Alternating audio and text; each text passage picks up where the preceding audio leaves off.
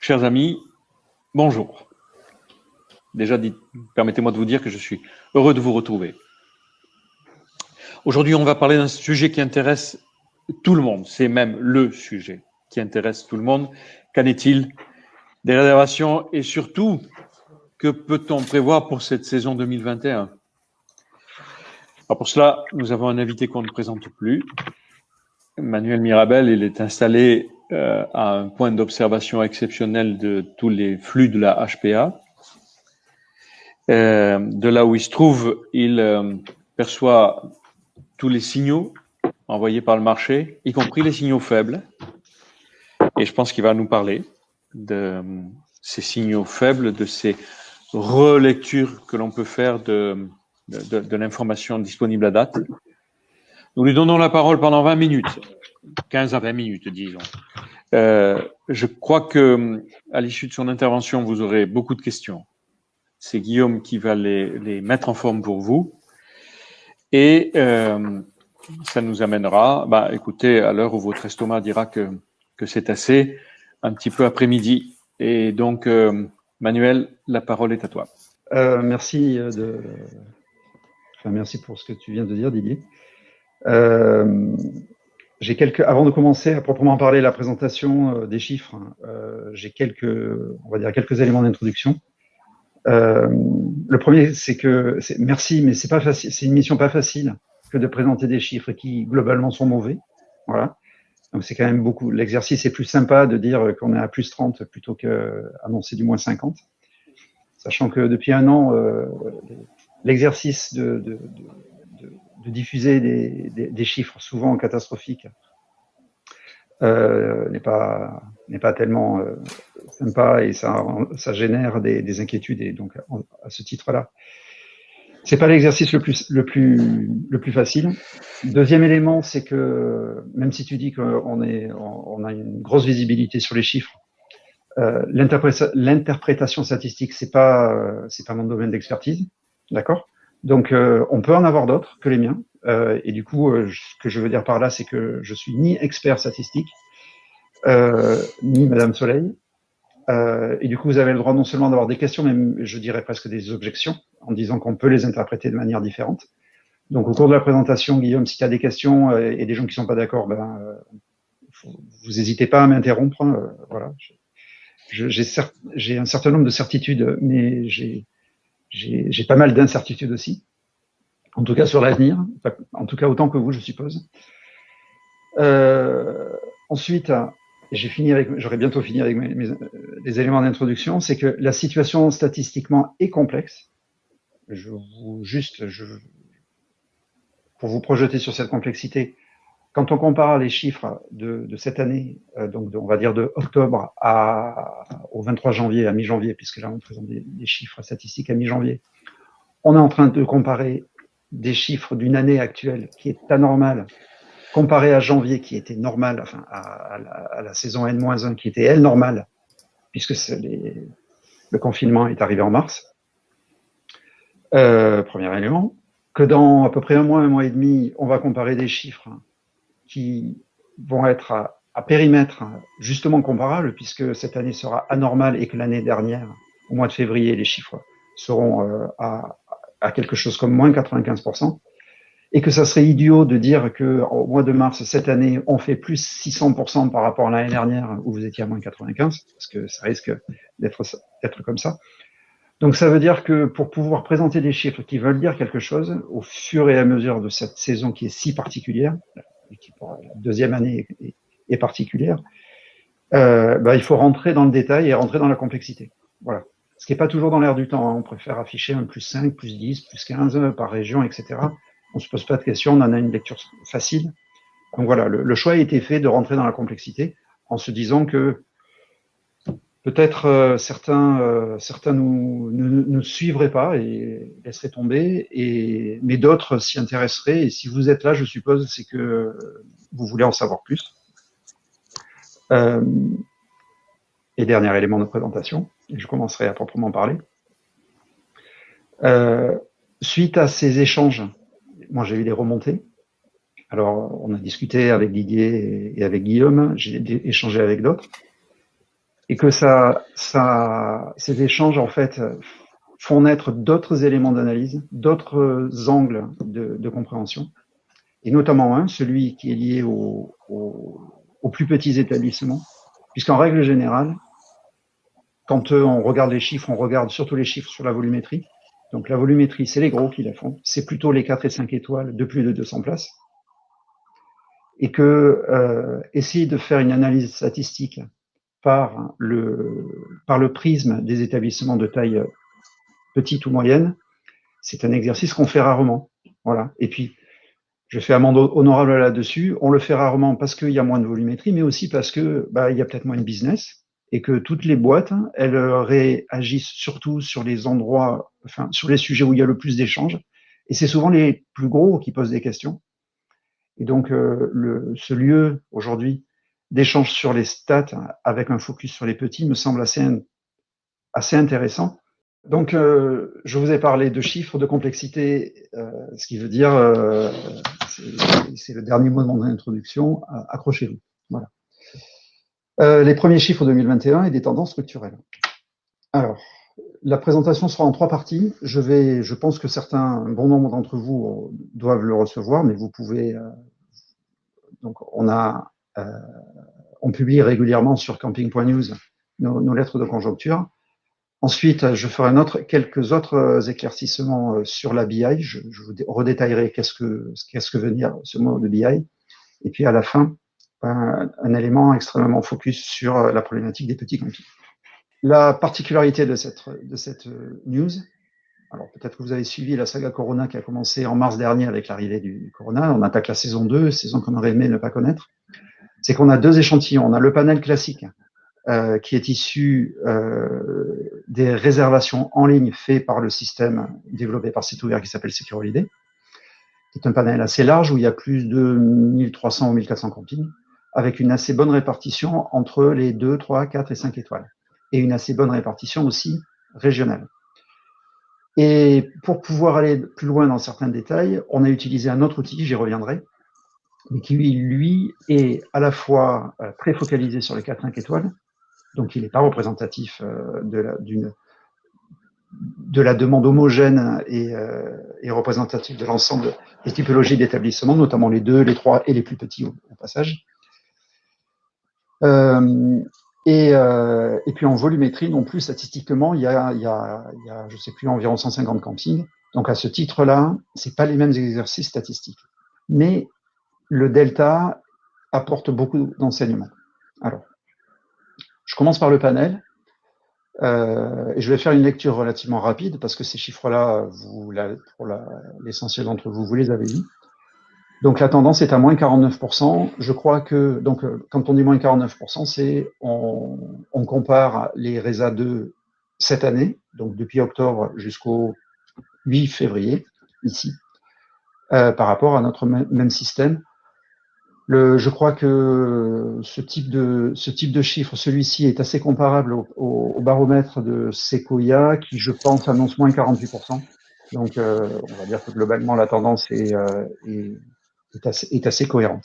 Sachant que, je vous le verrai plus tard, le baromètre de Sequoia doit être un peu plus axé sur les 5 étoiles, puisqu'ils ont, en gros, les 5 étoiles pèsent plus en volumétrie. Ce petit delta expliquant cette raison expliquant ce petit delta. Au passage, pour positionner la France par rapport au marché étranger du Sud, l'Italie et l'Espagne performent encore moins bien, puisqu'ils sont à moins 60 et moins 70%. Alors, 2 raisons essentielles. L'Italie performe moins bien que la France parce qu'elle est en manque de marché domestique. Les Italiens, jusqu'à présent, campent peu, même s'ils se sont révélés de bons clients sur la saison 2020 pour les campings italiens. Mais ils ont de gros bassins de proximité relativement accessibles, c'est-à-dire le sud de l'Allemagne notamment, et l'Autriche. Alors que l'Espagne performe encore moins, notamment par rapport aux annonces qui ont été faites récemment, à savoir qu'ils risquaient de fermer leurs frontières jusqu'à la fin de la saison, et que, comme l'Italie, ils n'ont pas de marché domestique. Donc, très clairement, ceux qui sauvent le marché français, quand je dis sauver à moins 49, c'est un euphémisme, mais par rapport en tout cas aux performances de l'Italie et de l'Espagne. Si la France surperforme par rapport à eux, c'est que le marché domestique est un marché qui est prépondérant et majoritaire pour la demande française, pour la destination France. En comparaison, les gros marchés émetteurs du Nord, qui représentent quand même une partie très importante des clientèles des campings au sens large, eux surperforment, puisque la Belgique, le Luxembourg et les Pays-Bas sont à plus 13 sur la même période, et qu'étonnamment d'ailleurs, l'Allemagne est en baisse, à moins 10. Si, et c'est écrit dans les commentaires, hein, si on regarde quelle volumétrie ça représente, il faut savoir que si vous rassemblez tous les campings du Benelux et de l'Allemagne, vous faites pas, ça ne représente en aucun cas la situation de l'offre en France, en Espagne et en Italie réunies. Tout ça pour dire que il n'y a pas de bascule de la demande actuellement, c'est-à-dire les clientèles early booking, celles qui ne réservent pas actuellement sur la destination France, ne sont pas en train de massivement réserver aux Pays-Bas. C'est-à-dire qu'aujourd'hui, les campings néerlandais font un bon début de saison, les campings allemands un relatif mauvais début de saison, mais il n'y a pas de basculement. Tout ça pour dire que c'est quand même la bonne nouvelle de cette news. Pour les campings qui travaillent avec les clientèles étrangères, le potentiel de clients reste intact. Il y a juste une décision de retarder sa décision d'achat plutôt que de se positionner sur autre chose ou sur une destination qu'il pourrait avoir, qu'il pourrait acheter tout de suite. Donc ça, c'est un point d'étape important. L'autre petit point d'étape qui est important, qui encore une fois n'est pas spécifique aux petits établissements, c'est de dire que début février, alors que les nouvelles sur le front sanitaire sont pas très bonnes hein, depuis 15 jours ou 3 semaines, la tendance s'améliorer, c'est-à-dire qu'on passait de moins 49 à moins 46. C'est pas une énorme amélioration, mais ça reste une tendance. Et dans quelques jours, on ressortira une nouvelle tendance pour voir si les derniers effets de la situation sanitaire, notamment dans les Alpes-Maritimes, viennent impacter l'intégralité de la demande. Autre petit élément, bien sûr que le printemps est plus impacté que la haute saison. Alors, 2 éléments par rapport à ça. C'est que le printemps, l'année dernière, c'était fermé, donc il y a des gens qui se disent c'est pas la peine de réserver alors que ça risque d'être fermé. Il y a peut-être cette raison-là. J'extrapole, hein, j'ai aucune donnée pour pouvoir le dire de manière totalement affirmée. Mais l'élément le plus déterminant, c'est que c'est en haute saison où il y a de la tension sur le remplissage, donc des gens font du early booking pour être sûr de pouvoir réserver ce qu'ils souhaitent. Okay, donc il y a une notion, tout simplement, une notion de rareté qui explique que à se positionner, on se positionne immédiatement sur l'été. Pour le printemps, on a un peu plus de temps. Il y a quand même un élément qui est très important. Je ne sais pas si vous le vivez dans vos entreprises, en tout cas moi je le vis chez C'est Ouvert, c'est que il y a un énorme besoin de vacances et il y a même un énorme nous les congés, le stock de congés payés à date est largement supérieur à ce que on pouvait constater les mêmes années. Donc ça veut dire que les gens ont besoin de vacances, ça sur le plan on va dire psychologique et santé physique et psychologique. Et par ailleurs, ils ont un stock de vacances à consommer. Voilà. Donc, je ne sais pas où ils les consommeront. Je ne sais pas s'ils pourront les consommer. Tout ça, je ne le sais pas. Mais en tout cas, le dispositif fait que, à date, aujourd'hui, les clientèles étrangères restent des prospects et globalement, les gens ont des vacances à consommer. Un autre élément qui est un petit détail, mais qui me semble assez intéressant, c'est le fait qu'il n'y a pas de delta sur les comportements en termes d'emplacement et de locatif, ce qui n'était pas le cas l'année dernière. L'année dernière, au mois de mai, juin, quand les gens ont pu re-réserver de manière assez massive, le locatif s'est envolé, c'est très très bien porté, et l'emplacement, enfin la demande d'emplacement traditionnelle, n'a pas subi le même développement. Je pense que les gens avaient une espèce d'inquiétude, là aussi, hein, c'est du supposé, je vous laisse avoir des avis divergents ou des expériences divergentes. Je pense que les gens ont été un peu inquiets sur une sorte de promiscuité d'attraper le virus dans les douches ou dans les espaces dans les là où on nettoie son linge, où où on fait sa vaisselle. Voilà. Donc, si aujourd'hui on considère qu'il n'y a pas d'impact, enfin, on peut constater qu'il n'y a pas d'impact, et si ce peu d'impact se perdure sur les mois à venir, on peut aussi espérer que la demande en placement sera en nette progression par rapport à l'année dernière au printemps prochain. Enfin, élément qui est très important, puisque là on commence à toucher à la spécificité de notre rendez-vous, c'est globalement le 5 étoiles surperforme, ou en tout cas souffre moins que les 4 étoiles et que les 3 étoiles. Donc en gros, ce qu'on peut conclure, c'est que il y a une prédominance ou une prévalence de la demande sur un niveau de qualité supérieur, ce qui est assez cohérent, on y reviendra après.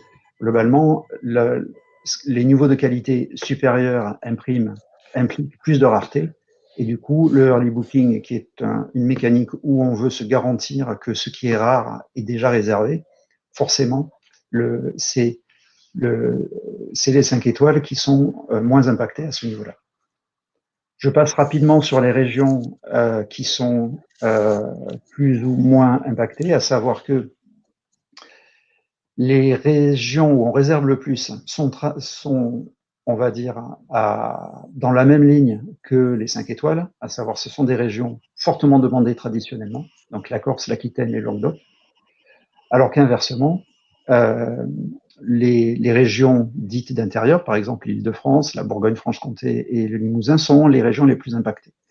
Ce qui veut dire là, c'est presque étrange et surprenant, que ce sont les comportements de early bookers traditionnels qui sont les mieux maintenus, et que les régions qui ont été fortement et positivement impactées par le Covid l'année dernière, donc ici je vous parle du Limousin, Bourgogne-Franche-Comté, mais on aurait pu rentrer toute l'Auvergne, Midi-Pyrénées, enfin toutes les Vosges, les Alpes, tous les départements d'intérieur qui ont été favorisés en gros par la demande au printemps dernier, eux sont pas actuellement favorisés. Ça veut dire tout simplement que c'est encore une fois cette notion de rareté qui impacte les comportements d'early booker, de la même manière qu'on va vers plutôt le 5 étoiles, en fait on va plutôt vers les 5 étoiles de Corse, d'Aquitaine et de Languedoc que sur les 3 étoiles de Bourgogne-Franche-Comté. Je ne sais pas si, Guillaume, tu m'interromps s'il y a des questions à ce niveau-là, mais ça veut dire en gros que ce contexte anxiogène actuel n'entraîne pas de choix de destination liés au contexte anxiogène. Ce qui se maintient le mieux, ce sont les demandes d'early booker traditionnelles vers les 5 étoiles et les destinations les plus populaires. Partons du principe que les destinations moins populaires, avec moins de tension sur moins de rareté, les gens pensent qu'ils ont le temps de pouvoir se positionner plus tard quand la situation sanitaire sera un peu plus éclaircie. En tout cas, encore une fois, c'est une interprétation. Beaucoup d'hétérogénéité. Alors, bien sûr qu'on ne dévoile aucun chiffre individuel, puisque ça, c'est notre obligation on va dire, de secret professionnel. Mais l'écart type, donc l'écart par rapport à la moyenne, est énorme. Les chiffres qu'on vous donne sont vraiment des moyennes, mais il y a des gens qui sont à plus de 100% et d'autres qui sont à moins 97%. Il y a même des établissements, et on les a sortis du panel, qui finissent par ne pas saisir les réservations qu'ils reçoivent dans leur système, parce qu'ils ont peur de devoir les annuler plus tard. Donc, ils les gardent en stock. Voilà. Alors ça, ce sujet-là impacte plus le volet BI. Je vais y revenir.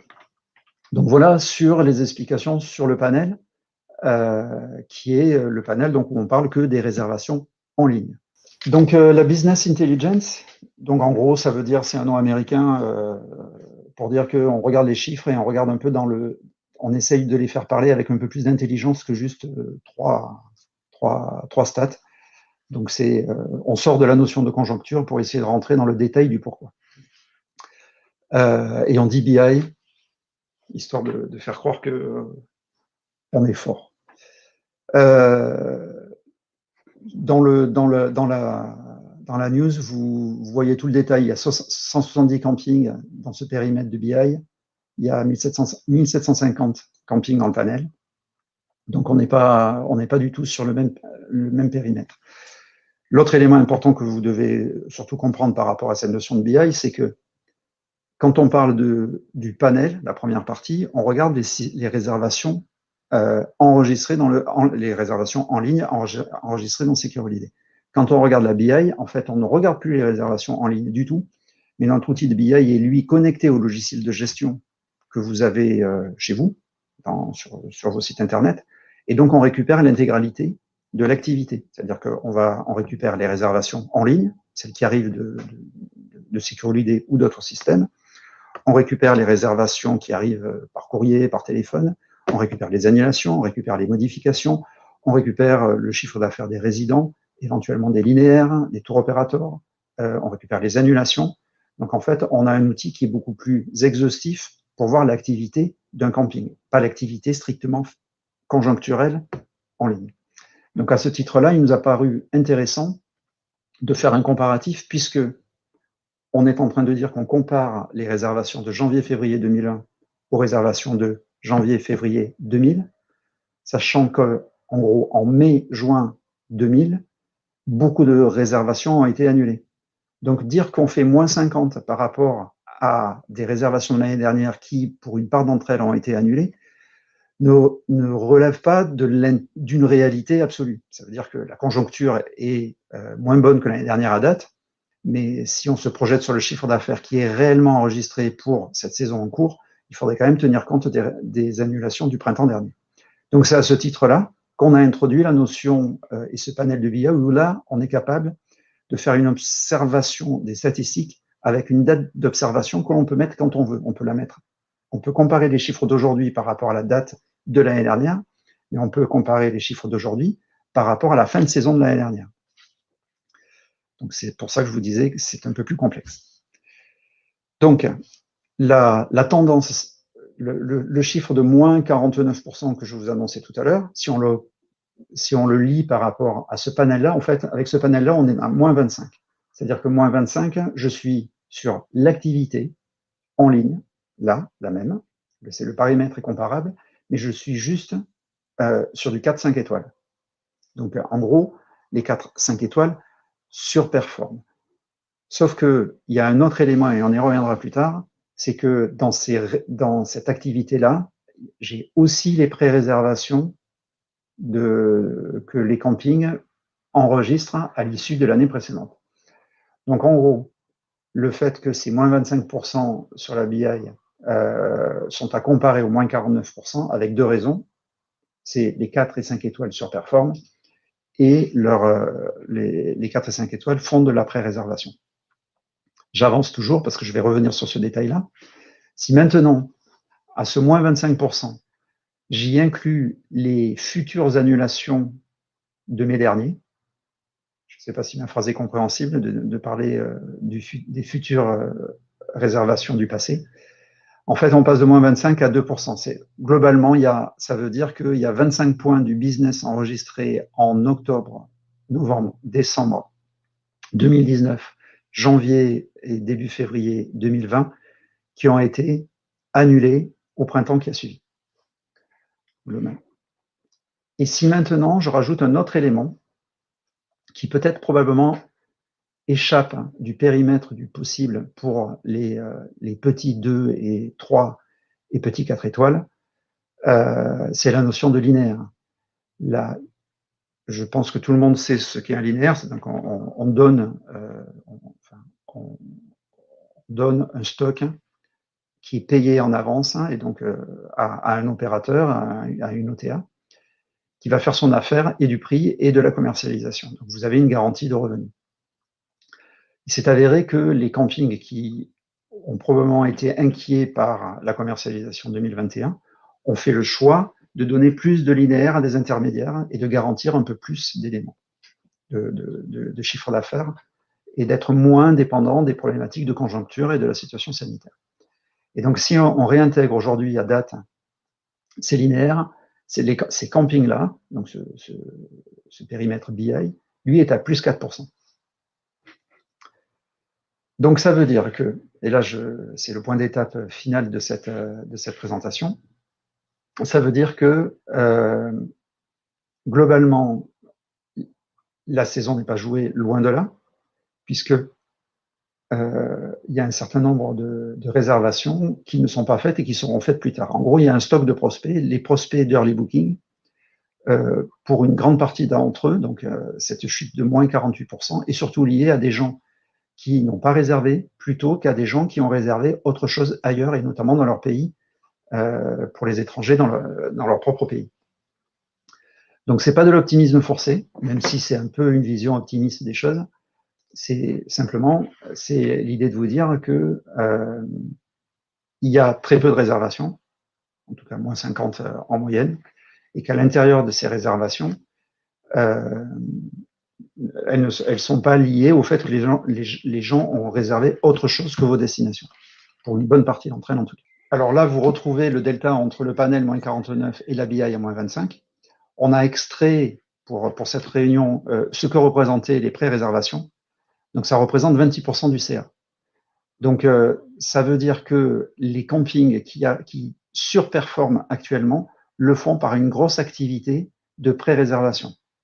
Et c'est une activité qui est probablement moins développée côté petit camping que sur les gros qui sont probablement plus structurés. Et si on prend même les pré-réservations de février, ça représente jusqu'à 34% du CA actuellement, plus 6 points. Alors que globalement, les pré-réservations sont en chute par rapport aux années précédentes. J'avance toujours. Donc, ça veut dire que les pré-réservations, c'est un outil de votre stratégie qui est clairement un amortisseur de conjoncture et clairement un outil que les petits établissements probablement utilisent ou activent moins que d'autres par manque de structure, par manque de stratégie ou par manque d'outils. Et c'est un élément à réfléchir, alors collectivement ou individuellement.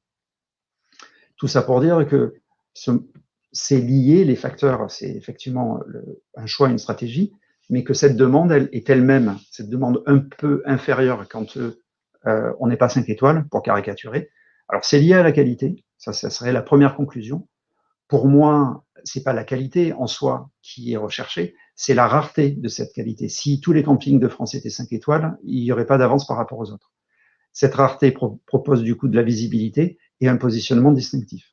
Donc pour moi, l'un des éléments stratégiques à réfléchir pour être en mesure d'améliorer ses performances en matière de commercialisation, c'est d'une part essayer de trouver des amortisseurs de conjoncture, par exemple les linéaires, pourquoi pas, la distribution, la pré-réservation, mais c'est aussi trouver un positionnement qui fait que votre produit a un capital de rareté. S'il ne peut pas avoir un capital, entre guillemets, 5 étoiles, il peut avoir un capital de rareté. Je vous laisse aussi réfléchir plus en amont là-dessus. Et maintenant, si je fais un focus sur les petits campings, ça durera 3 minutes de plus. Là, vous avez la courbe de remplissage par mois de la saison 2019, donc une courbe classique. Donc, il y a deux choses à regarder. La première, c'est la partie jaune en haut, les 5 étoiles. Les 5 étoiles représentent 40% des réservations au mois d'octobre. Et plus on avance, et si on arrive au mois de septembre, l'avant-dernière colonne, ils sont à 12. C'est-à-dire, moins ils pèsent dans la part des réservations. Ce chiffre-là ne parle pas de la volumétrie, on est sur une base 100. Ça veut dire, globalement, au mois d'octobre, 5%, je ne sais pas si vous arrivez à lire correctement, mais au mois d'octobre, 5% des 0 à 2 étoiles, 19% des 3 étoiles, 36% des 4 étoiles, 40% des 5 étoiles. Les 5 étoiles réservent proportionnellement de moins en moins, même si en volumétrie, ils pèsent énormément. Et vous pouvez voir qu'à l'inverse, je vais focaliser mon exemple sur la partie orange, les 3 étoiles, qui est le cœur des gens qui nous écoutent, qui m'écoutent. Vous pouvez voir que vous avez un remplissage qui est inversé, à savoir, tout se joue plutôt en dernière minute, puisque le plus gros mois en représentativité, c'est le mois de juillet, puisque vous représentez presque 47% des résas en dernière minute. Donc ça, c'est pour l'explication de ce qui s'est passé en 2019. Si je vous présentais une courbe des volumétries par mois, la courbe 2020 serait extrêmement différente de la courbe de 2019. Et quand on est sur une base 100, là, je vais vous montrer, voilà, je viens de passer sur 2020, vous pouvez voir que il n'y a quasiment pas de delta. C'est-à-dire que cette répartition de la demande a relativement la même courbe, avec quand même des éléments de comparaison qui sont intéressants. Si je vous montre les deux, comparés, j'espère que c'est à l'écran là, vous pouvez voir que la part des 3 étoiles sur cette dernière minute est montée l'année dernière. Et la part des 0,2 étoiles est aussi montée. Et quand on passe de ici, je vous montre le mois de, ça doit être le mois de mai, non, c'est le mois de juin, on est à 12% de remplissage au mois de, sur l'année 2020, alors qu'on était à 10%, ça veut dire qu'il y a eu 20% de plus de demandes pour les 0,2 étoiles en dernière minute l'année dernière. Et si maintenant, je vous parle de cette année, très rapidement, et que je fais un petit focus sur les 2 derniers mois, parce qu'en volumétrie, c'est eux qui comptent, hein, janvier et février, et je présente aussi rapidement les 35% de janvier faits par les 3 étoiles, okay, en rapport avec l'année dernière, c'est-à-dire qu'il y a une petite baisse par rapport à l'année dernière, une baisse un peu plus importante par rapport à l'année d'avant, et surtout une progression du 5 étoiles sur la part des réservations. Donc tout ça pour expliquer que si vous, en tant que petit et plutôt 3 étoiles, vous avez le sentiment que vous sous-performez par rapport aux tendances, c'est la réalité de ce que l'on montre. C'est-à-dire que globalement, par rapport à l'année dernière, et même chose par rapport à 2 ans, il y a une tendance on va dire, à moins 50%. Et dans ce moins 50%, les 3 étoiles souffrent plus que les 5 étoiles. Donc, vous avez 2 facteurs qui justifient probablement votre sentiment qu'il n'y a quasiment pas beaucoup de réservations, il n'y a pas de réservation, parce que c'est d'une part un petit volume, et d'autre part, une tendance qui est extrêmement baissière. J'en arrive à la synthèse, j'en ai pour 30 secondes de plus. Donc, le premier point qui me semble un élément positif, un élément d'optimisme, c'est que la saison n'est pas jouée parce qu'il y a des réserves de clients, et que le money time des petits campings n'a pas réellement commencé. Il devrait commencer au mois d'avril, avec à la fois l'évolution et une clarification de la situation sanitaire, et que aussi, parce que traditionnellement, le business des petits, parce que je confonds petits et 3 étoiles, ce qui est peut-être un abus et ce qui n'est pas toujours vrai, mais la situation des petits est souvent corrélée de cette manière-là. Le deuxième élément, c'est que des leviers d'ajustement de gestion financière sont moins puissants que pour les gros. Je discutais avec un petit établissement l'autre jour qui me disait, mon voisin, il a 80 employés, il en met la moitié en chômage partiel et il fait une grosse économie. Moi, je suis tout seul, je ne peux pas me mettre en chômage partiel, donc j'ai pas de levier économique. Et ce à quoi il m'a dit, j'ai quand même le fonds de solidarité. Donc, d'un point de vue de gestion, la situation, cette crise sanitaire, en fait, on voit que le marketing d'un petit et d'un gros sont différents, mais les outils et la stratégie de gestion financière sont aussi différentes. Donc, et souvent, on oublie de réfléchir de manière spécifique par rapport à la problématique des petits. Et le dernier élément qui sera la conclusion, les outils marketing spécifiques aux petits ont des marges de manœuvre plus étroites aussi, parce que vous avez moins de budget, mais que la prime à la rareté est aussi moins accessible, mais elle est capitale. Donc, c'est un sujet, je pense, qui est très important chez Welcome, d'essayer de définir des positionnements marketing spécifiques qui seront à même de créer la rareté. À partir du moment où il y aura la rareté, vos clients voudront se positionner sur votre outil. Voilà. Et le dernier élément, les amortisseurs de conjoncture sont aussi moins accessibles, notamment peut-être que personne ne va vous acheter des linéaires ou personne ne veut vous distribuer. Pareil pour les clients, est-ce qu'ils veulent vous pré-réserver, mais les deux éléments sont conjoints. Le jour où vous avez un positionnement qui vous permet d'avoir de la rareté, non pas en étant 5 étoiles, mais avoir une offre qu'on ne peut pas échanger avec votre voisin ou un autre camping sur une autre destination, pareil, la notion de linéaire, de distribution et de pré-réservation montera de la même manière. Je voudrais juste, alors déjà te remercier Emmanuel, alors c'est vrai que ça a duré plus longtemps que prévu, mais c'est un sujet qui est doublement intéressant et préoccupant parce que effectivement on le porte tous, parce que chaque jour compte. J'ai j'ai vu les questions et je pense que Guillaume va les restituer. Ça te redonnera la parole. Je voudrais juste ajouter un point qui me paraît important et simplement toucher à l'objectivité, c'est que on a entendu que les 5 étoiles, les 4 étoiles avaient un petit peu plus de facilité à faire de la pré-réservation ou de la réservation précoce.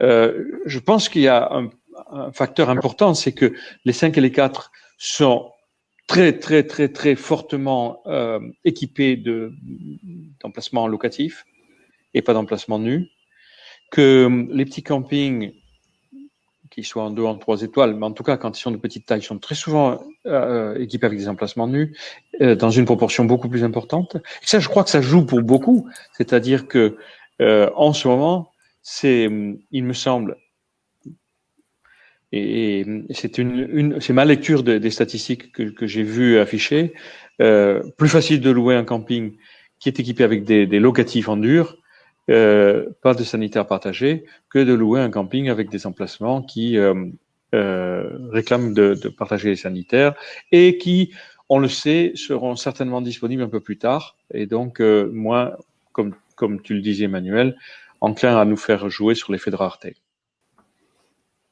Ouais, c'est tout à fait vrai. Même s'il y a ce petit élément qui dit que actuellement, en volumétrie, la demande en placement au mois de janvier est assez faible. Au mois de janvier, la demande est, ça s'inverse petit à petit, mais la demande est essentiellement portée sur le locatif. Encore une fois, cette notion de rareté. Voilà. Mais je pense que c'est assez positif, je l'ai dit et du coup je le répète, le fait qu'il n'y ait pas d'impact, il semblerait, en tout cas on peut espérer qu'il n'y ait pas de réserve quant à la pratique de l'emplacement traditionnel, en tout cas pas cette année, avec l'expérience on n'est pas sidéré par le Covid, on est emmerdé, passez-moi l'expression, plus que ça même, mais on n'est plus sidéré. On était sidéré au mois de mars, on l'est plus. On sait que globalement, on peut partager des choses, on partage déjà le métro et autres. Donc, voilà. Donc, alors, si on passe aux questions, Claude et Florent s'inquiètent par rapport à une date éventuelle de réouverture. Florent, notamment, aimerait bien pouvoir ouvrir le 1er mars, mais là, je crois pas, à moins que tu en aies, Emmanuel, qu'on ait des infos là-dessus, vu la manière dont le gouvernement pilote à vue ces questions-là. Je suis pas du tout, je suis mal placé pour répondre à cette question-là. Moi, j'ai le sentiment que je crois pas à peu près normalement vos espaces hébergement, mais pas vos espaces d'hôtellerie ou autres. Enfin, pas d'hôtellerie, de restauration, je voulais dire. J'ai aucune expertise pour pouvoir parler de ça. Yannick se demande si les campings... Je voudrais juste qu'on n'évacue pas le sujet. Alors, parce que cette histoire-là, c'est très curieux. On n'est pas expert pour répondre à cette question. Hein. C'est typiquement une question de syndicat. Mais l'information que j'ai, puisque on parle de très nombreux campings, c'est que aujourd'hui rien ne nous interdit de faire l'ouverture de nos campings à la date qu'on a prévue, sauf à ce que quelqu'un me dise le contraire. C'est comme ça que c'est en route. On n'ouvrira pas les restaurants. On doit prendre des mesures pour les endroits où on se réunit nombreux, toutes les dispositions qui sont d'ordre public, mais l'ouverture de nos campings, elle est liée à aucune interdiction. Donc, et il y a des campings ouverts en ce moment. Il y a des campings qui prennent des réservations et qui reçoivent des clients. Et donc, sauf si fédération, si la fédération me dit le contraire, ce que j'ai comme information à titre tout à fait personnel, c'est que rien n'interdit au camping d'ouvrir. Mais c'est vrai que peut-être que l'incertitude, ça aide pas pour les réservations. Si les gens se demandent si ça va ouvrir ou pas, ça les encourage pas à réserver. Alors moi, je reçois deux textos successifs de quelqu'un qui veut rester anonyme puisqu'il est là, mais qui me l'envoie. Voilà. Donc je dis pas qui c'est, mais je vous le montre. C'est G. Custer. Voilà. Alors qu'il n'est pas un petit camping, hein. Donc lui il s'immisce dans la.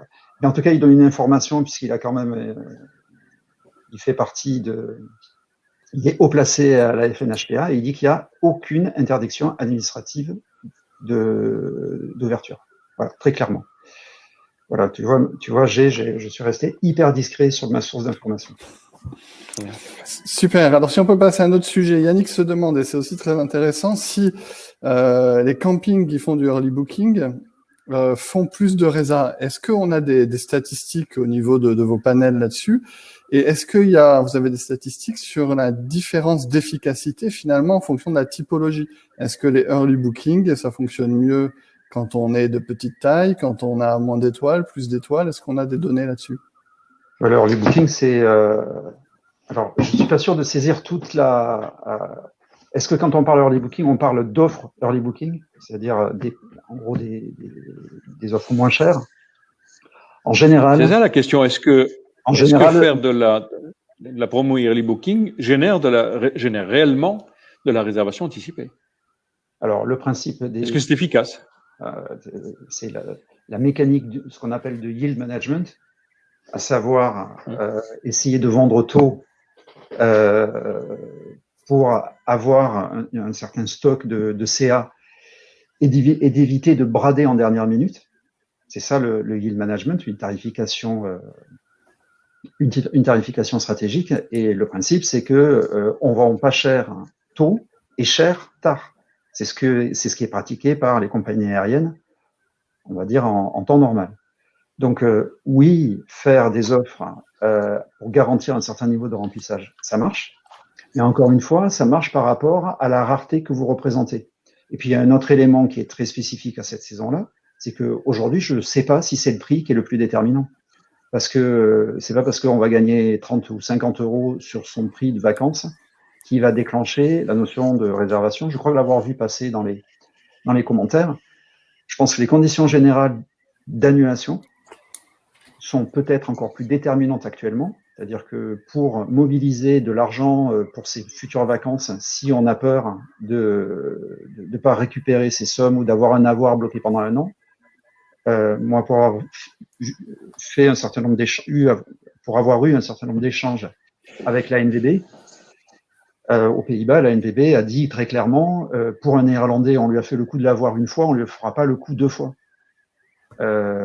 Donc, il peut se positionner sur ses futures vacances à la condition où il a une certitude absolue de récupérer les sommes et qu'elles ne seront pas bloquées pendant un an. Voilà. Donc, Nathalie faisait une remarque intéressante sur le succès des 5 étoiles, en faisant l'hypothèse que finalement le succès des 5 étoiles était dû au déversement de la clientèle à budget qui ne peut pas partir dans les destinations lointaines. C'est possible, mais après, je voudrais quand même rectifier, c'est-à-dire que parler du succès des 5 étoiles, c'est quand même un abus de langage. C'est-à-dire que les 5 étoiles, ils sont à moins 45%, alors que les 4 étoiles sont à moins 50%. C'est-à-dire que c'est pas tout à fait un succès. Ils prennent une claque un peu moins forte à date. C'est-à-dire que la demande se maintient un peu mieux ou s'effondre un peu moins pour les 5 étoiles que les autres. Okay, donc, il vaut mieux quand même utiliser ce vocabulaire pour le succès. Après, y a-t-il des déversements? Oui, probablement. Toutes les crises, la crise financière d'il y a une dizaine d'années a permis au camping de récupérer des clientèles par le haut pour des raisons économiques. C'est peut-être quelque chose qui arrivera aussi l'année prochaine. Et par voie de conséquence, peut-être que certaines clientèles hôtelières iront dans le 5 et le 5 descendra au 4 pour des raisons économiques aussi, et du 4 au 3.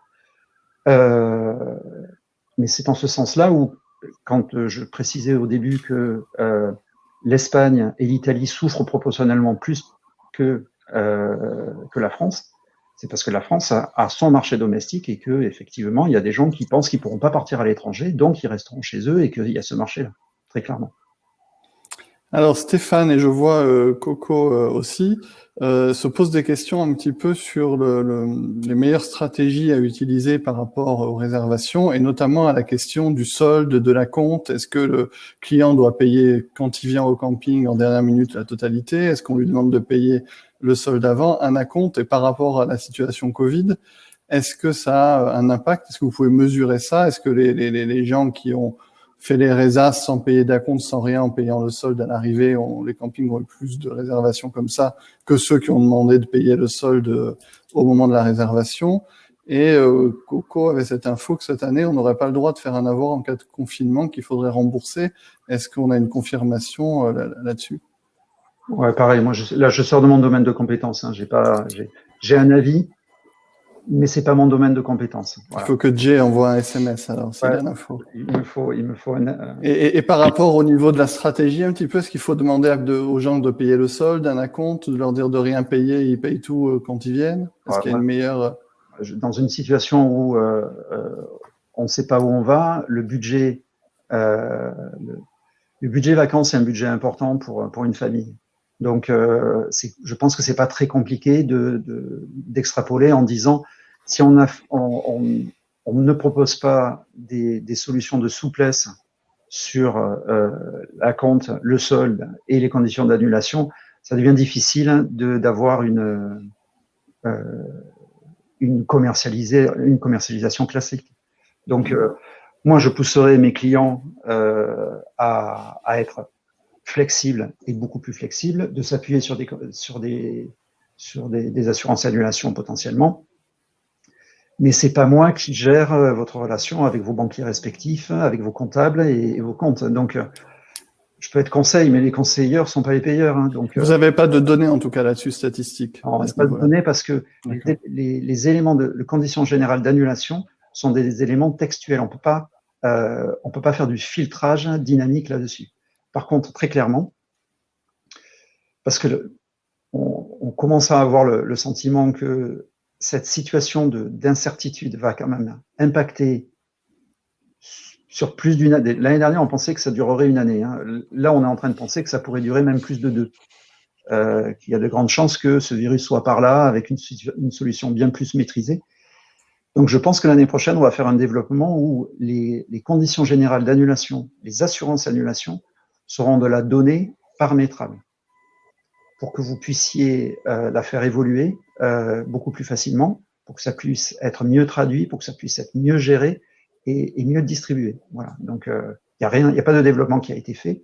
Mais voilà, à Camping Couvert, je vois dans les annonces, il y a des propositions d'assurance. Il y a des conditions des fois qui sont un peu lourdes à gérer. Moi, je sais qu'il y a eu beaucoup de dossiers avec Camping Couvert, il y a eu beaucoup de litiges. Donc, et je sais par ailleurs qu'il y a beaucoup de gens qui réfléchissent à une évolution des solutions d'assurance au sens très large. On a un retour d'expérience intéressant de Sophie qui a un camping 3 étoiles de 50 emplacements et qui nous dit que par rapport à 2020, elle est qu'à un tiers des résas en moins. Et elle remarque que même les clients qui ont un avoir ne réservent pas. Julie demande si on peut faire de la restauration à emporter dans le camping. Bien sûr. Alors là, je réponds par expertise, mais je vois pas pourquoi vous pourriez pas en faire. Est-ce qu'on a des... Vous pouvez faire du service sur locatif. Hein. On peut faire de la restauration à emporter partout. Voilà, c'est ça. Ouais. Donc on peut livrer dans les locatifs, quoi, même. Tony demande si on a vous avez des infos de résa par département, pas par région. Oui, on a toutes les résas par département, mais est-ce qu'il y a des choses intéressantes à ce niveau-là ou pas? Après, il n'y a rien de fortement déterminant par département. Ça suit les mêmes logiques. Et après, quand on descend dans un département, on peut plus faire un filtrage par niveau d'étoile parce que il n'y a pas la volumétrie. Il suffit qu'il y ait un établissement qui a un comportement atypique et on se retrouve à présenter des statistiques qui représentent rien. Donc, d'un département sur l'autre, on les a les stats, mais on les diffuse pas parce que il n'y a pas matière à s'appuyer sur quelque chose de très précis. J'avais une petite question personnelle par rapport à ce que tu as présenté, que j'ai trouvé vraiment intéressant sur la répartition des réservations par étoile et sur l'année. Est-ce que tu aurais des recommandations peut-être sur la commercialisation ou sur même les investissements marketing? Est-ce que ce type de statistiques, ça vient un peu comme une aide à la décision? Et est-ce que pour, par exemple, les 3 étoiles qui font surtout des résas en mai, juin, juillet, est-ce que tu aurais des conseils par rapport à utiliser davantage un budget Google Ads à ce moment-là, par exemple ou... De toute manière, dès lors qu'on a investi, c'est le principe même d'une stratégie marketing. C'est plus facile d'avoir un rendement sur son investissement quand ses clients potentiels sont chauds pour acheter. Donc, ça vous mettre le paquet en janvier-février, c'est pas la bonne stratégie pour ça vous viendrait pas à l'idée de mettre tous vos budgets marketing en novembre pour la saison suivante. Mais de la même manière, vous pouvez, alors d'abord, vous avez des actions market qui peuvent durer quand vous avez des médias où vous avez des abonnements pour 12 mois. Mais effectivement, cette année, il y a beaucoup d'opérateurs, qui soient petits ou gros d'ailleurs, qui retiennent leur budget pour la période où les gens vont se mettre à réserver massivement, parce qu'il va y avoir à un moment donné un basculement. C'est clair, les gens ont vraiment besoin de vacances, donc ce basculement va apparaître. Il y a un élément qui est assez intéressant d'ailleurs, c'est que tout le monde avait prévu l'année dernière, dont moi, que pendant le confinement, les investissements market se sont arrêtés. Donc tout le monde disait que ces investissements market allaient être relancés à la dernière minute. Et du coup, puisque c'est aux enchères sur Google, les prix allaient s'envoler. La réalité, c'est que beaucoup de gens ont gelé leur budget et que les prix se sont pas envolés sur Google l'année dernière en dernière minute. Voilà. Donc, et ça, il faut le suivre. Donc oui, il faut corréler. Ça c'est la gestion de sa relation, c'est la gestion de sa relation client, c'est la gestion de sa commercialisation. On investit le plus quand le retour sur investissement est le plus intéressant. Et que effectivement, quand vous voyez les courbes que je vous ai présentées tout à l'heure, et quand on est 3 étoiles, c'est pas en janvier qu'on a son business. C'est pour ça que dans les conclusions, je disais le money time des petits n'est pas commencé encore. Parce que traditionnellement, il commence plutôt en mars, et que cette année, je suis pas sûr que le money time des petits comme des gros commence en mars. Le money time risque de commencer en avril, quand les gens vont voir que les campings sont ouverts, qu'on peut partir en week-end. Là, aujourd'hui, ils en doutent. Et d'ailleurs, non seulement les consommateurs en doutent, mais même les professionnels en doutent vu les questions. Donc, je ne vois pas pourquoi, si vous doutez, vos clients ne doutent pas sur le fait que vous serez ouvert. Merci, Emmanuel. Je vais passer une question qui dit le paiement en 3 fois. Le paiement en 3 fois existe déjà. C'est-à-dire que vous pouvez mettre en place un paiement intermédiaire. Donc, il faut appeler la hotline et ça existe. Ok, super, merci beaucoup. Juste une petite info avant de donner le dernier mot à Didier. On se retrouve le 12 mars pour notre prochain webinaire autour du thème « Donner de la valeur à son offre » avec un invité de qualité qui sera Patrick Goas de la Fabrique à Souvenirs. Donc voilà, notez la date. Je vous invite à y aller, il est très intéressant. Merci de cette invitation et merci à tous d'avoir été aussi nombreux. On va avoir du mal à battre de nouveaux records parce que on a passé les 140 et que c'est super. Je voudrais juste finir avec une réponse à une question qui sera une question dans la question. Est-ce que le couvre-feu s'applique à l'intérieur du camping ou à l'intérieur des mobil-homes? En définitive, c'est ça. Est-ce qu'on peut encore faire de la vente à emporter après 18 heures?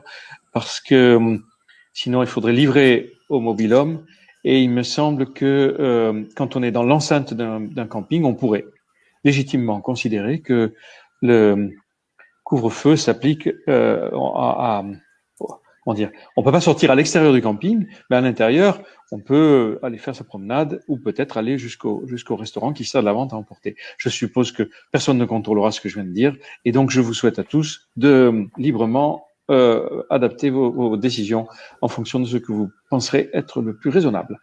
À très bientôt, le 12 mars. Retenez bien, on va encore traiter des sujets intéressants pour tout le monde.